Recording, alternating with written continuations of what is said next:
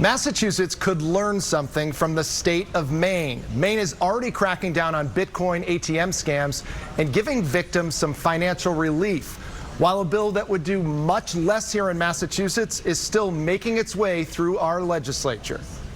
I felt almost as if I had been hypnotized. 86-year-old Janice Peltz was out $18,000 when we first introduced you to her in November. She'd been tricked by a scam artist claiming to be from her bank into withdrawing the money in cash and depositing it into a Bitcoin Depot ATM. We have some good news. We certainly do. The scam launched Janice's younger brother into a months-long quest to get the money back.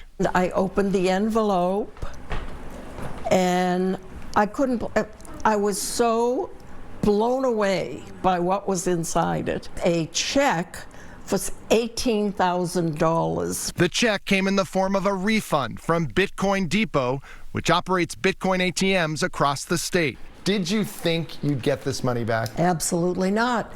Legislation to crack down on Bitcoin ATM scams is still pending in Massachusetts, but the state of Maine's Bureau of Consumer Credit Protection just announced a nearly $2 million settlement with Bitcoin Depot that will be used to compensate scam victims there.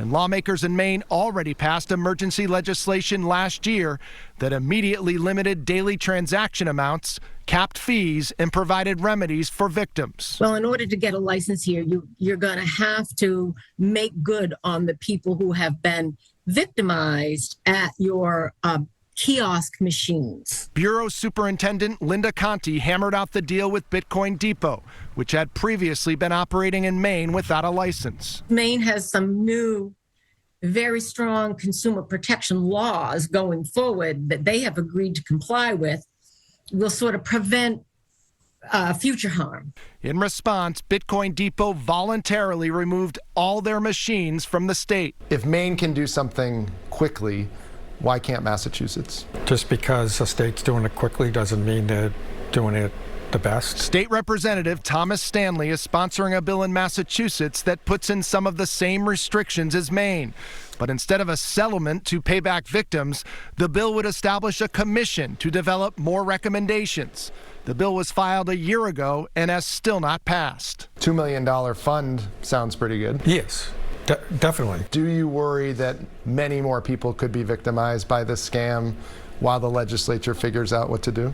We're not a business. We can't make split decisions like that. It's a process. A solution is desperately needed, considering Massachusetts residents lost at least $77 million in Bitcoin ATM scams last year. What's your message to our state lawmakers?